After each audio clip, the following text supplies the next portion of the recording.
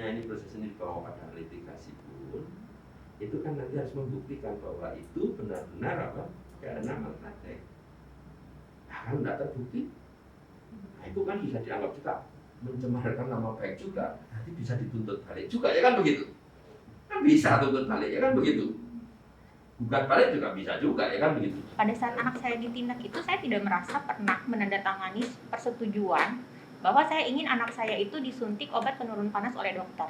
Tapi kenapa tiba-tiba dokter langsung menyuntikkan obat penurun panas kepada anak saya tanpa konfirmasi terlebih dahulu?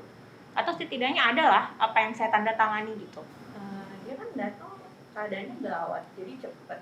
Jadi mungkin memang tidak sempat, tapi kami sudah melakukan yang semaksimal mungkin untuk menyelamatkan dia. Jadi memang itu butuh cepat sekali tindakannya.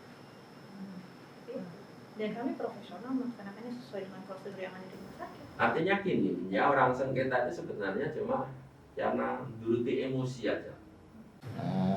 Banyak sih Pak sengketa yang sudah boleh kami lakukan, kami alami dan kami melihat, terutama kepada pasien-pasien COVID, di mana sengketa untuk perebutan jenazah, sengketa menemukan menuduh kami malpraktek dan sebagainya.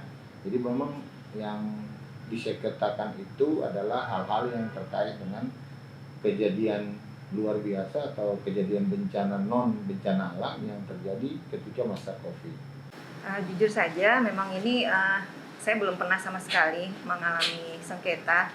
Tapi kalau misalnya memang di rumah sakit permasalahan sebagai tenaga kesehatan itu sengketa memang memungkinkan terjadi karena adanya misinformasi atau informasi yang kurang atau penyampaian informasi yang kurang kepada pihak pasien. Itu merupakan sumber sengketa sebenarnya ya bagi kita yang berada di pelayanan kesehatan.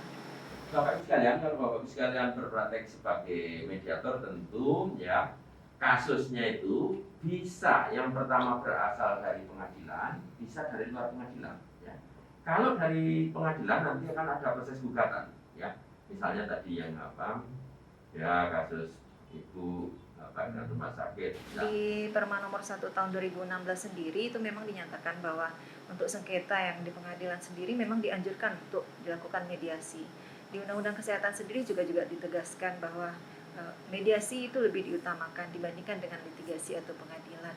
Prinsip utamanya mediasi ini kita bisa menyelesaikan masalah tanpa harus mengalami kerugian yang lebih besar, kemudian silaturahmi atau kekerabatan itu bisa tetap terjalin. Bagaimanapun hubungan antara dokter dengan pasien itu merupakan hubungan yang akan berlangsung terus menerus ya, karena keduanya sangat dibutuhkan. Dokter membutuhkan pasien, pasien juga membutuhkan dokter. Jadi mediasi merupakan jalan terbaik menurut saya untuk menyelesaikan masalah. Tadi Prof bilang bahwa 13 tahun boleh dibacakan dan mendengar atau dia membaca sendiri. Yang praktek di lapangan tidak ada. Enggak, boleh membaca itu artinya ibu bapaknya itu yang dikasihkan kepada dia, kalau dia meminta itu diperkenankan. Tapi anak umur 10 tahun belum boleh. Sekarang, dulu saya zaman pada tahun 80-an umur 17.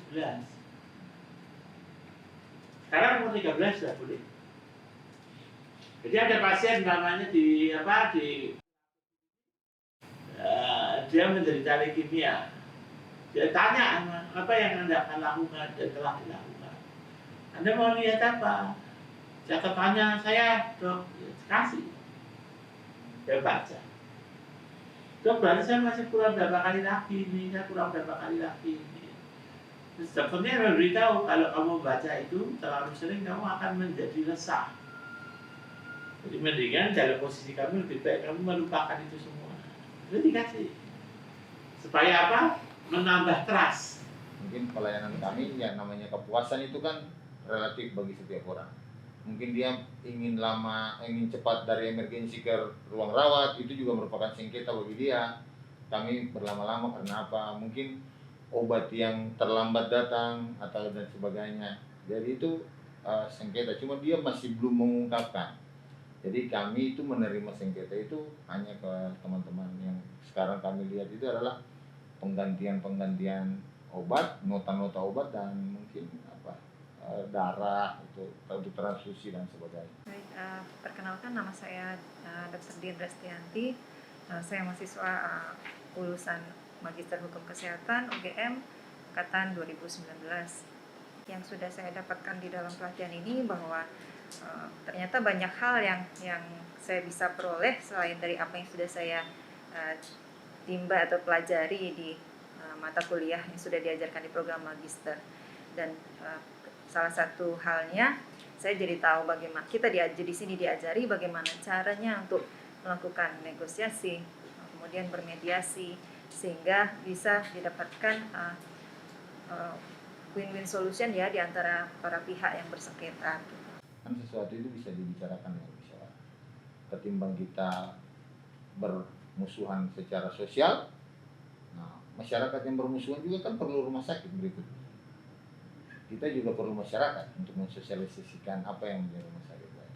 Nah, untuk itu mediasi itu paling baik. Karena mediasi itu dasarnya adalah kita bagaimana berkompromi dalam satu musyawarah untuk membicarakan hal-hal yang sifatnya nanti membahagiakan semua orang. Jadi kalau datang ke rumah sakit kami mungkin dengan komplain muka yang asam, tapi kalau keluar muka yang tersenyum kan bagus.